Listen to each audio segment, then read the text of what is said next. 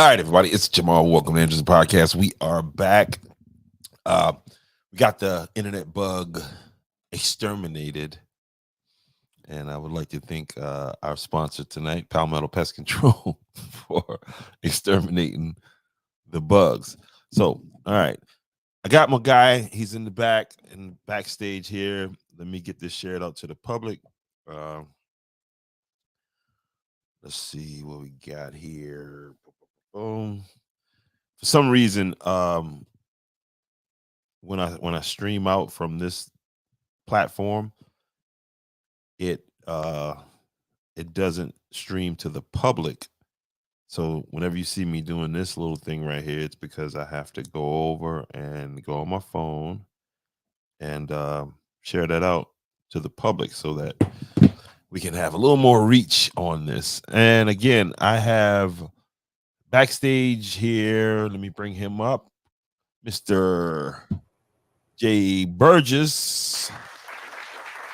Welcome. What's going on? Welcome to Andrews, the podcast. Mr. Burgess, I see you got that bug worked out over there. Yeah, man, I got like 80 computers and only one works. I've been burning them up, man. It's all good, man. So, Mr. Burgess, tell us a little bit about yourself. Where you from and what you do. Well, from Myrtle Beach, born and raised. Make a long story short, I mean, like a short story long, however you say it. Born and raised here in Myrtle Beach, love Myrtle Beach. When I got out of high school, I ended up going to Atlanta. Been down there for 13 years. This is before it became the movie mecca, and before I knew I wanted to make movies, right? Which is what I do now. I do movies, anything related to visual or whatever. But I came by the way of music. So I'm a music producer. I have been a music producer. Had a couple of studios, do beats, but I do like live tracks. Meaning that when I started out doing beats, I was playing like live tracks. Like I would play live drums, live bass, keyboards, and everything on somebody's track. And my studio was unique because somebody can come to my studio with just lyrics, and they would leave out with a whole band worth of music, And it normally take me maybe about a couple of hours. And they owned the tracks when they left, so I didn't really say that's my beat or like that. I mean, it was like you paid me for the time and you hummed to me what you wanted and I will play it, And I got the name. They call me Tailor Made because I would tailor make the tracks for your beat.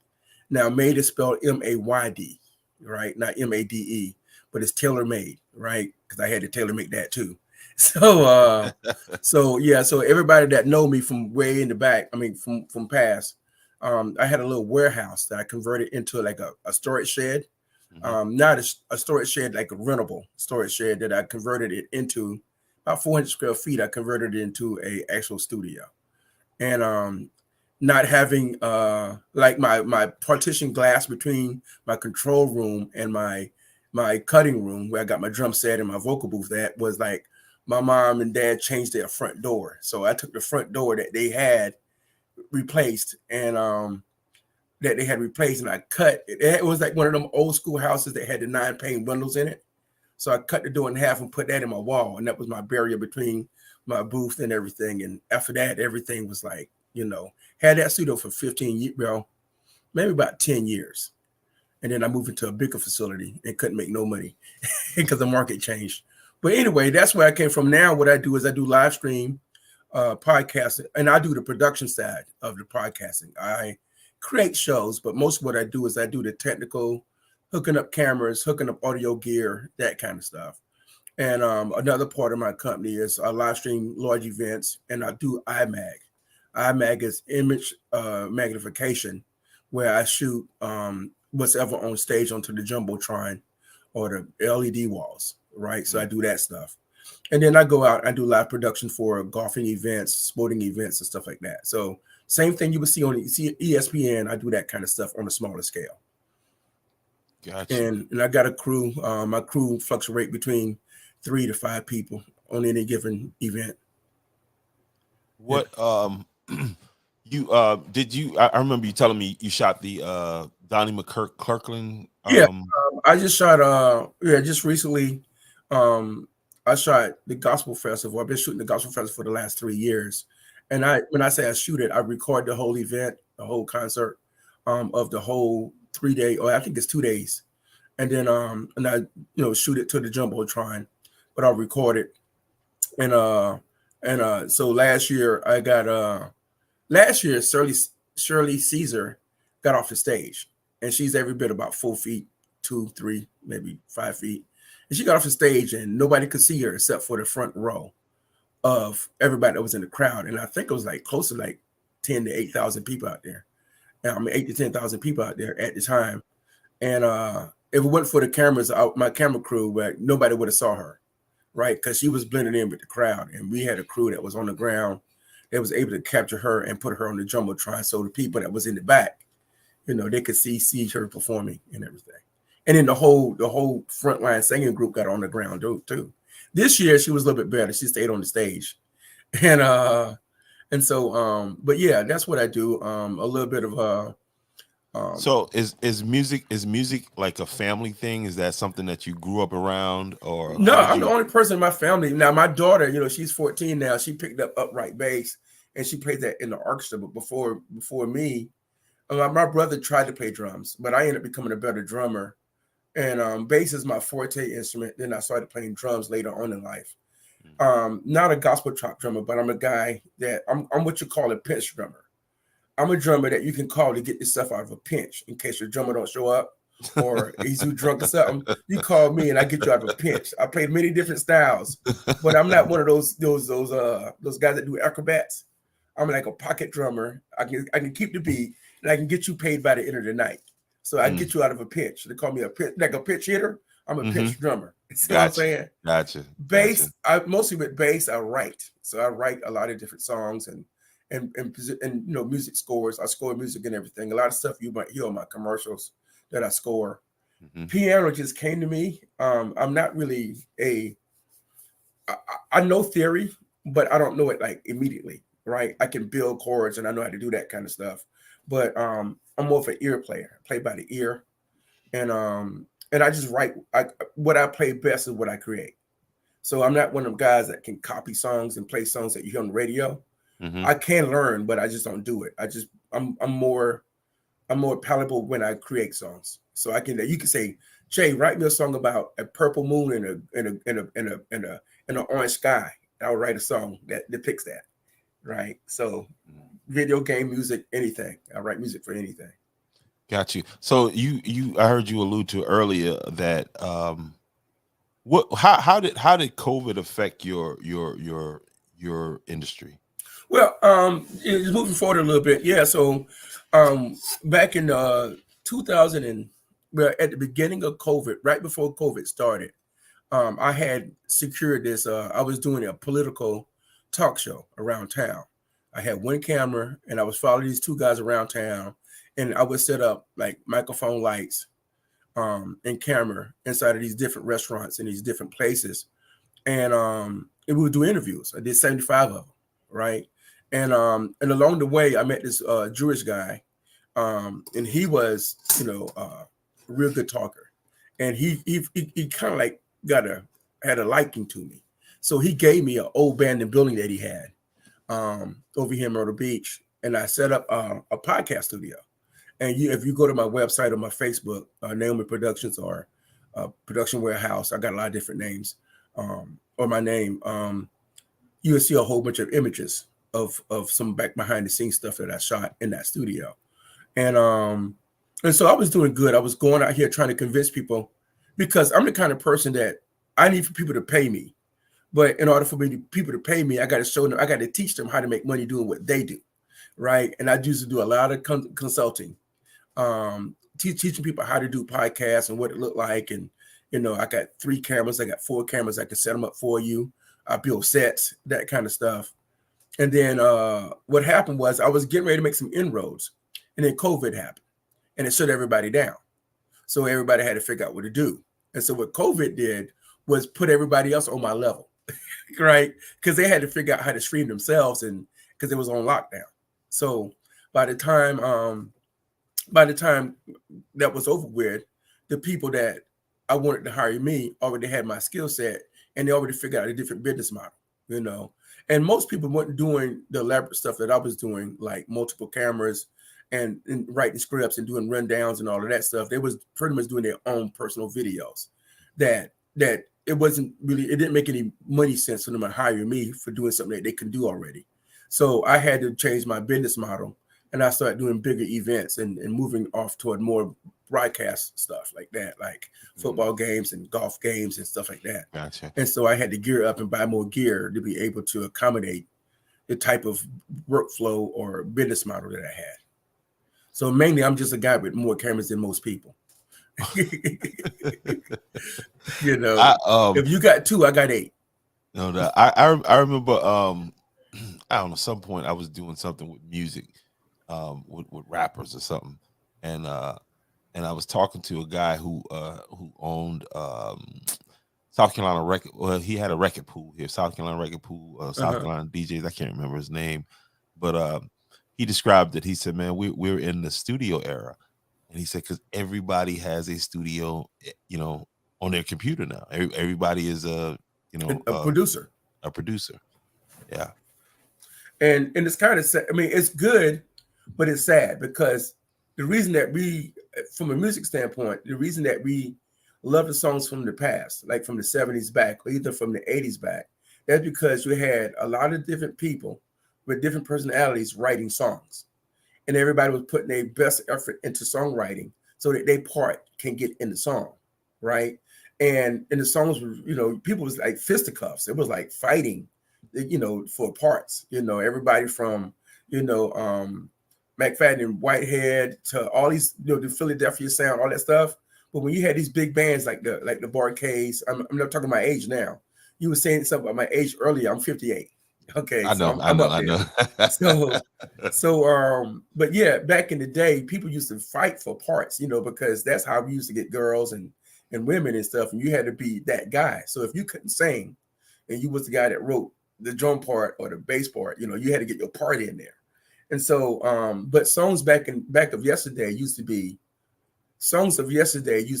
a group thing, right? That's why I like contemporary gospel today, because you can see the essence of these musicians on stage doing what they do. But nowadays you got one person behind a computer or behind a keyboard doing the whole track. And after around about 2 or 3 songs, you can see a pattern. And those songs all sound alike. So music took a downward spiral a little bit. And that's one reason I got out of it. Is because I seen a trend, but I also saw something else in the industry that I want to be a part of, right? Because the creativity for me left. People started wanting me to fix their stuff when they recorded themselves, whereas I couldn't be creative no more. Because the only thing they relegated me down to like just a technician or a tool just to fix their bad recordings or their bad mixes. And I'm like, yo, they ain't creative. I don't want to do that, So I just got out of it, and I started writing scripts and doing TV shows and movies and stuff. So you currently shoot a couple TV shows at right now? Yeah, I shoot. I don't shoot like scripted TV shows like you would see like The Huxtable or something like that. I haven't started doing that yet. Cinema. I wanted to do cinema, and I still want to do cinema. Right? That's when you write a script and you shoot the whole movie with one camera, and you do everything. Sets and producing and location scouting and all of that stuff. I want to do that. That's one of my goals. Telling stories, love stories, whatever kind of stories. But what I do now, I do like what you would call daytime shows, podcast type shows. One show I got on Wing Dang is called Who Are You, What Do You Do? Which is a show that interviews entrepreneurs and let them tell their story on what they had to go through to start their business. And it's and then I got another show called Signature Licks, where I go out here and I interview musicians and let them tell their story about being behind the scenes. Like we do engineers and like for instance, if I can name somebody in a group, and let's say I'm a rock and roller, so I grew up doing the 80s, and I was into like a lot of rock, like Judas Priest and Loverboy and Van Halen and stuff like that. Mhm. And so if we knew who Eddie Van Halen was in a rock thing, a lot of people don't know the bass player's name. I would go and get Absolutely. an interview with the bass player because he got a whole bunch of stories that he can tell, but he wasn't in the front. You know what I'm saying? Exactly. Same thing with Exactly. the drummers and everything. So we do those kind of interviews with signature licks, and then at the end we allow those musicians and different people to do their signature, what they were known for. That's why it's Gotcha. called signature licks. I got that, man. I knew the drummer from what's it group UB40. Yeah. Uh Okay. I met him out in San Diego, man. He was doing during that time he was doing infomercials out in Yeah, San that's what Diego. I'm gonna tell you, man. You would believe a lot what it is. Like Tyrese, the guy from the what's it called? What's the new movies he called? Uh, Um Fast and Furious. Fast and Furious. A lot of people don't know that when he started out, he was making about $30,000 a year just doing Coca-Cola commercials, Mm. right? And then you know, when he first started out, and then like I don't know if you ever heard of the Police, but Stuart Copeland did a lot of scoring for a movie for TV shows, right? He was one of the best scorers, and he's a drummer for the Police. But a lot of like I was in the Mike Post, that's the guy that wrote Hill Street Blues, the theme song for Hill Street Blues. Hmm. And then John Hammond that wrote the theme song for because I was into that kind of music. I was into who wrote that song, like the theme song for Miami Vice back in the day. Mm. So I was into scoring for TV shows and stuff like that. That's how I got into it. No doubt. Hey, so you see, I got Wingding Media on the screen there. Tell us a little bit about Wingding Media and what it is that you do over there.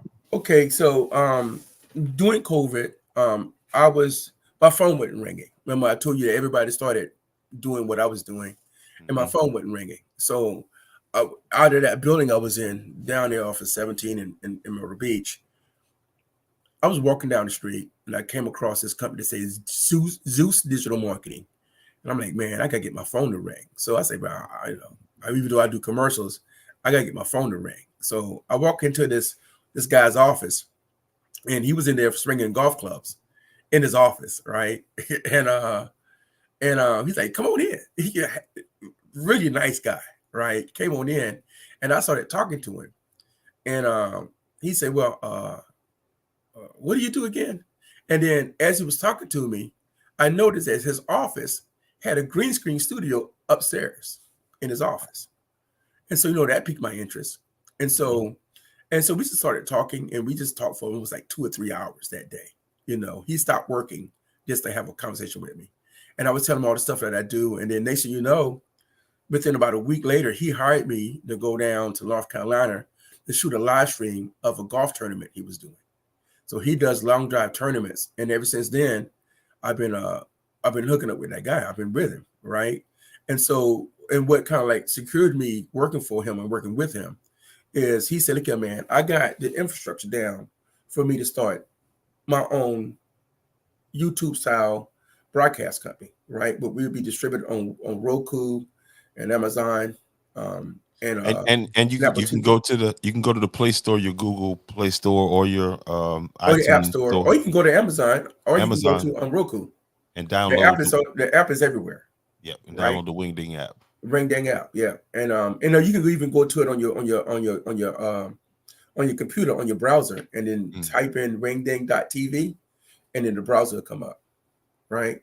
And so, but anyway, that got started, and he said, "Okay, if you go ahead and upload these videos that I did in the past, and get this thing started," and we was using this service called TV Startup, and it was the most cumbersome website because you had to go in it and upload your videos, and it would take all day to upload them and transcode them, and then they only give you but so much bandwidth and so much whatever, and then and well, we was trying to come up with a name because we couldn't use Zeus TV because that name was already used. It was already been used by a couple of other different companies, and we couldn't use it in foreign markets.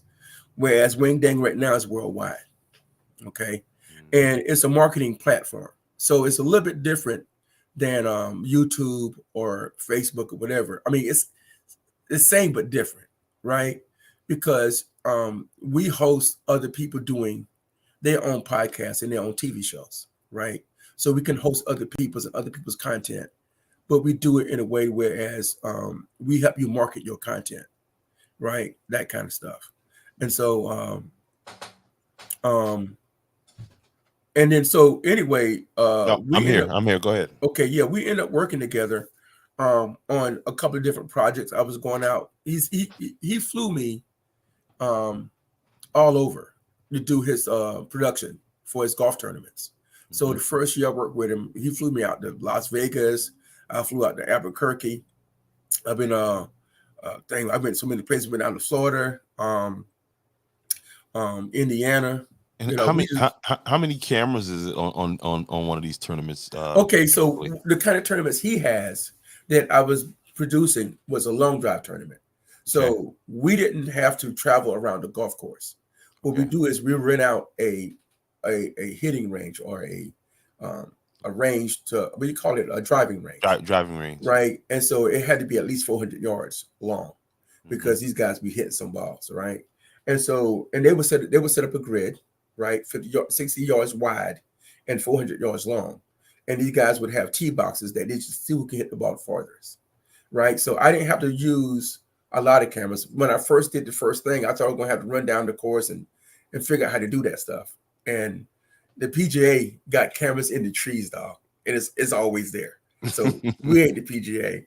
But the only thing I had to do was set up like 3 or 4 cameras, and I had to set up a camera on the hitters, right? And I had to set up a camera behind the hitters, right, just to get their form and to get their positioning. And then I had a camera that would shoot down the fairway, and then from that we would just do commentary on top of the event and talk about the players and talk about how they hit, that kind of stuff. And I done did about $400 worth of footage. You know what I'm saying? Since I started, because we shoot everything. Matter of fact, we got a big tournament coming up in a couple of weeks down in Casey, South Carolina, which is West Columbia. I got you. Yeah. And so that's we what be out. that's what Krispy Kreme donuts is. Well, there you go then, right? So yeah, we know where all of those at. You know, I can tell you. You know, so by radar, donut radar. There you go. So, but yeah, that's how Wing Dang got started. Me and Jeff, we kind of like started together with his son, and then it kind of like morphed into something bigger. And then now we got like about over 2,000 shows on there, and we get shows from other people, other content creators, and then we got quite a few shows on there. Again, Signature Licks, Who Are You, What You Do. I got a show that I'm editing tonight called Teed Up Grandstand. This is a golfing show, talk show, and we go out and we talk to all of the people that own all the golf courses around town. We talk to the GMs and the golf pros, and then we got a show called Smash Factor, which is a highlight show and a result show talking about all the different tournaments that we got around, because we do like 250 tournaments a year, right? I don't film them all, but we do. We got TDs, tournament directors, that put on 250 different, and they get scores and their rankings, and so we keep all of that stuff in house, and then that goes to culminate until like what we got coming up is the world championship. We got people come from Japan, Germany, Mexico, all over, and this is a big event, so. And so that's what we do. That's our main thing, golfing. But we do a whole bunch of other shows too, cooking shows, whatever. So if you know anybody want to cook and put together their own podcast for cooking, we do that too. Absolutely. So guys, listen, I'm on right now with Mr. Jay Burgess from out of Myrtle Beach. Another thing that you were telling me about is let's see, do I have it right on the screen right there? Yeah, it is. Okay, and this is a www.mykidgotskillz.com. Just through with me and you just talking back and forth, you showed me this site, and so right now I just want you to get on there and kind of tell us where it is and what's the concept, what's the motivation behind it, and where do you want to take it? I know right now you don't have an exact launch date, but just kind of give us a Yeah, I started doing the infrastructure for it like around maybe about 3 or 4 months ago. But this is like about a 3 year, maybe a 4 year project, right? And how I got started is I had this one client of mine. He used to be a rapper, and he got out of the rap game and started doing got more serious with life. Ended up starting a couple of different companies that he was very successful in, and he got married and had a couple of kids, and his kids ended up becoming really good athletes. And so he would hire me to edit the highlights that he shot on his iPhone. And I was doing it. I begrudgingly did it because it was so much footage. And then and I would edit this thing. And to me, it was kind of tedious, but for him, it was like the thing, right? And the money wasn't an object for me to edit his son doing stuff. And he had so much zeal and so much enthusiasm and happiness of seeing his son doing all these different plays, right? And so as we was doing this, now the guy name, and I'm gonna use his name because I want to give him credit for the name, right? His name is Fabian Long, right? People know his street name is Diverse. He used to be a rapper, but he goes by Fabian Long. That's his, government name.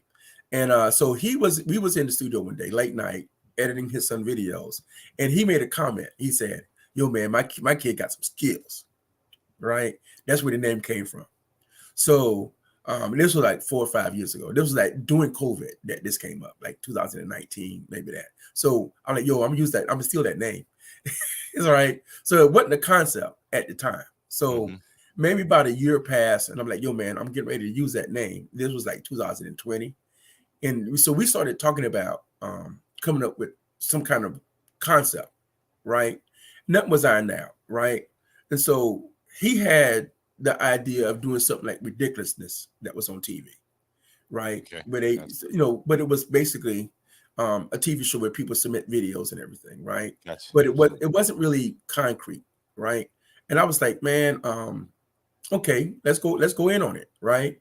And I said we can figure it out as we go along. He like, nah, man, I got my plumbing business, and I got my family, and he kind of like brushed it off, right? I said, well, I'm gonna call you when I get ready to do this thing. So about 3 months ago, right? Now this was like another 2 years passed before I started doing anything with it. And so the first thing I did was call him up. I'm like, yo, man, I'm getting ready to launch this My Kid Got Skillz thing. You want in on it? He's like, man, I don't know what to do. I said, well, you can finance it. You got money, right? So he like, nah, do what you got to do, right? So I just started working out the concept, and I was talking to everybody I could talk about to see how it would work. And I came up with a concept where, again, the viewers get to submit, meaning the parents who got access to all the games of everything, right? And it was basically in my mind, in his mind, it was basically football, some baseball or whatever, basketball stuff. And then so met me because my daughter is in the arts and performance, as far as playing bass in the concert band. I said, you know what? I can make this a little bit bigger than sports. And I said, you know what? Let's go ahead and call it My Kid Got Skillz, but it encompasses sports or athletics, performing arts, and academics. So we want people to submit their kids in the debate club or in the concert band or in dance recitals or whatever. And we was going to culminate a couple of shows around those different things by exposing the kids and giving them and highlight the kids, not only in the main sports, but also in other sports, because a lot of sports like lacrosse or golfing, tennis, all that stuff go underserved with the athletic departments in some of these schools, right? Because they don't have the funding for it. So we kind of figure if we can expose some of these kids in some of these different programs, right? And also it's a bragging rights for parents to kind of like brag on their kids. Like, my kid got skills, right? So if you want to brag on your kid, you submit a video, right? And then we'll culminate through all the videos we get, and we make shows based around those videos. That's what I was gonna say, and that's I thought I heard you say, is that this is gonna like, it's not gonna be like TikTok where it's random. We can Gotcha. we can go through the footage ourselves based on the submissions. And so with every person that submit a video, there's a questionnaire that they got to fill out, So we Gotcha. know who's on the video. We'll know what grade they're in. We have their name. And then they fill out some information, some tidbits of information about the kid. The parents will, right? And the reason we want the parents to do it because we know we safeguard all the information. We don't let nothing get out. We don't, we plan on having a good database where, with encryption and all that stuff. So none of the kids' names or address get out, right? It just be basically their information in their stats, right? Gotcha. And so, because like in doing this, when you got to lawyer up and you got to make sure that if it's going to be launched and it gets big, you got to make sure you got everything in place for safeguarding and liability and that kind of stuff, Absolutely. Absolutely. So it's a legitimate site and, everything is going to be legit about it. We still trying to get the infrastructure together to see how to roll this thing out. But we do have a Facebook page and we have a YouTube channel, right? We got some clips on there, just the clips to just demonstrate what it's going to look like a little bit, but not really a show yet. I got a couple of guys that's going to host a couple of different TV shows. And right now we're trying to figure out the programming of the shows on how the show's going to look, right? Because at first I wanted to have a couple of young kids to do a segment where they just do like a regular, what's it called, ESPN kind of thing where they highlighting kids. But we also going to do longer segments. And then we also want to implement a event of the week, right? The reason I call it event of the week, because I want to be able to get access to concerts, to football games, basketball games, whatever. But it's going to be like one event that we're going to live stream the full event for that week. So, that kind of thing. But it's going to be random because we don't have enough cameras and people to do every game, all the time. But we're going to, along the way, we're going to incorporate different production crews that go out there and film for us, and a lot of times you can't do it yourself. You got to use who you can and make it. Go ahead. All right. So for people that, because people are going to come to this video, for somebody that's interested in getting in this industry, but like you and I both know, there's a financial hurdle that you got to get over to get into this. How could could somebody reach out to you? Are you looking for? Yeah, I'm looking for I'm looking for these people. I dubbed this thing called DJs, and these are high school digital journalists, right? Digital journalists, right?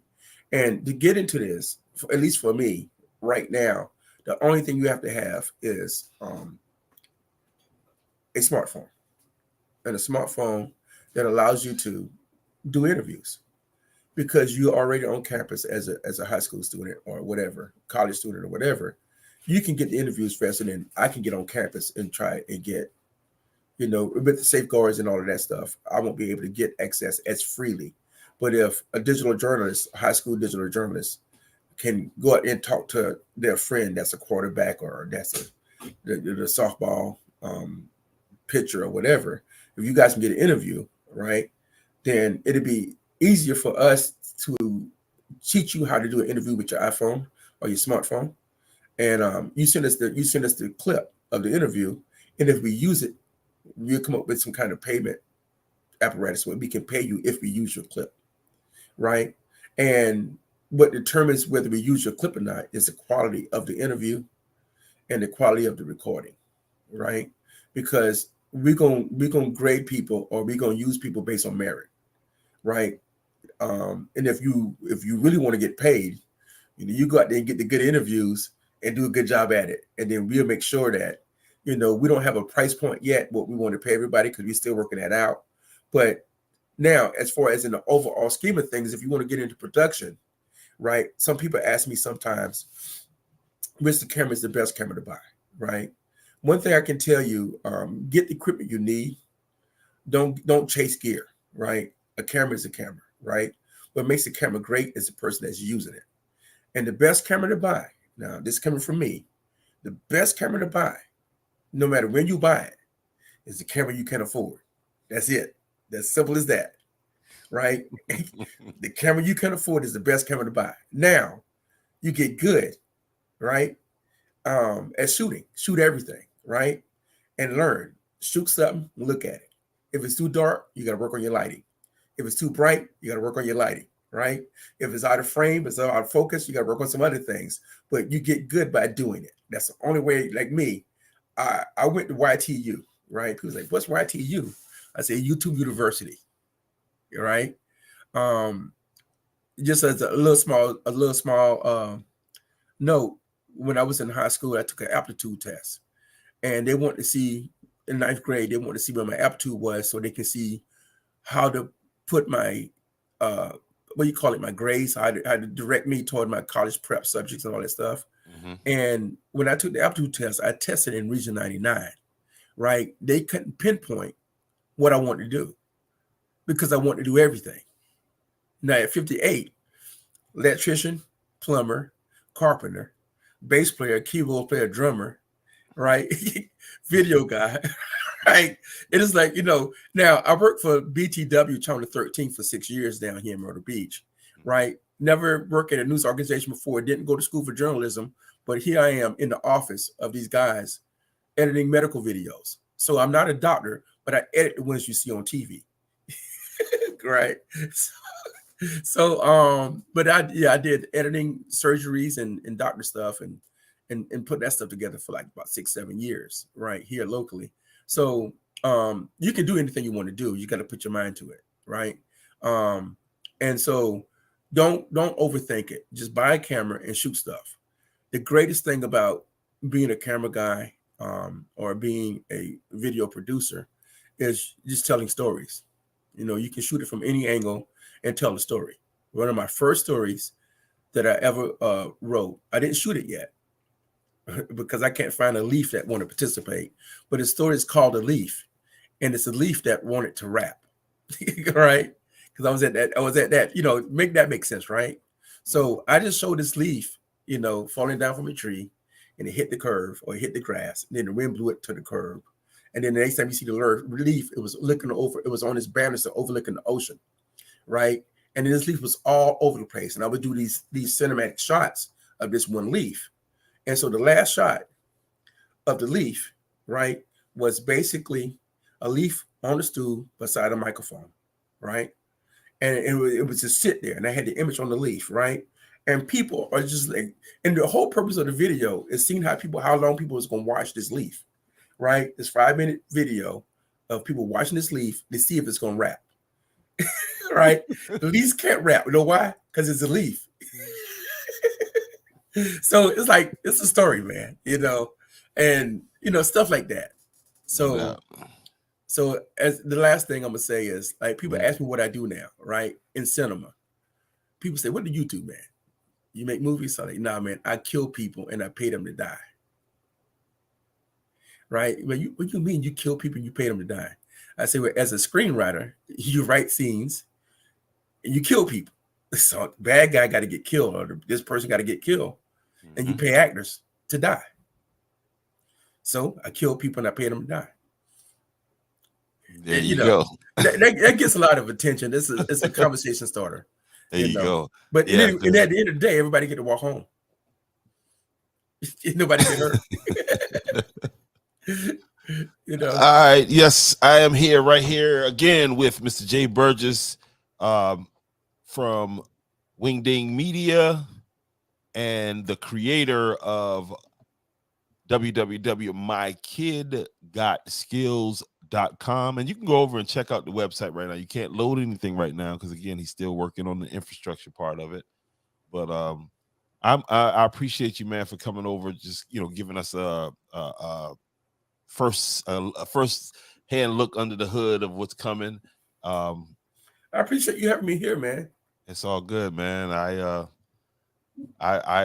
You have a very interesting job, and the thing is, a lot of people are interested in that type of work, but a lot of people don't even know that type of thing goes on right in the community.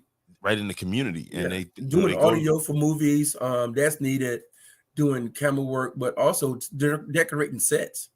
If you learn how to decorate a set, like if you look at Game of Thrones or something like that, those are period pieces, right? Anytime you're doing a movie that takes part in a period, you got to understand what the furnishing was in that time period, what was the decor, that kind of stuff, right? And so decorating sets, acquisitioning set pieces, Catch Me If You Can with Leonardo DiCaprio took place in three different decades. So they had the scene from the 60s up to the 80s that they was chasing this guy around the country. And every scene that he was in, or every decade he was in, it was a different set, a different look. And so decorating sets is almost like 80 to 100, maybe $150,000 a year job. And you get to travel all over the country, world, decorating sets for movies. But there's a lot of stuff in the industry, in the movie making industry, that people don't think about, from welding to like building to whatever.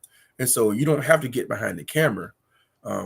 And I'm just gonna say this: one of my first jobs that I'm proud of on a movie set was I was in the grip crew, but I was also in the grip crew. Was basically my job was to carry stuff around, and I was a key grip, not the key grip, but I was in the grip crew, and we dealt with lighting. But I couldn't aim the lights. I didn't focus the lights. The only thing I did was brought the lights from the vehicle, from the truck to the set. My biggest job was sandbags. I thought I was strong until I had to carry these 25 pounds of sandbags around. And so when we would put up a light, right, my job was to make sure the light was sandbagged, that it didn't tilt over. Because if you have actors that get paid, and let's say somebody like Will Smith was doing a movie, he was getting paid like $15 million to do a movie. He had 40 scenes. But you take and you divide 14 million into 40 scenes, that was money he made a scene. So we can have a light falling down and hit him in the face, right? You know what I'm saying? Or put a scar on his face or something like that. So you got to be safety on the set. I can like literally stop the shoot if something is not safe, right? Because it stops production. It costs a lot of money. So if you paying one actor $15,000 a scene, or $20,000 or $30,000 a scene, and you got 5 actors that are getting paid that kind of money, each scene costs hundreds of thousands of dollars. So you got to make sure, outside of the acting, outside of the lighting, outside of all that stuff, you got to make sure people are safe, because there's a lot of moving parts, right? Lights and cameras and microphones and cables and all of this stuff. So you don't see it because the camera don't allow you to see it. You just see the scene, the set, But there's a lot of stuff that goes on behind the scenes. And being a safety guy on a set was just as rewarding as being the camera guy. You know what I'm saying? Because without everybody on a movie set, it takes a team. And between the starting of a movie to the end of making a movie, whether it's 10 days. I don't think people, and that's one thing I do. I look at the credits, and yes, it is a lot of people. Just get people onto the set. You're talking about the guys that shuttle people around, and and it's like everybody's not on the set at the same time, right? And I can go to a whole bunch of stuff about the movie production, or for just 2 movies that I shot. That's intriguing. It's a lot of work. And in closing, I'm gonna say this: movies are like sausage. It tastes good, but you don't want to see it being made. Okay, so anyway, I'm gonna close out there, man. I can go on. It's all good, man. I definitely want to get you back on, man. As I move through, because I got more and more young men and young ladies reaching out to me, wanting to get on and get themselves some pub, and so I'll definitely be directing them over your way. And again, if you are looking to work in this industry, reach out to me. I'll put you in contact with Mr. Burgess, and you could we always looking for talent, man. We always looking for talent.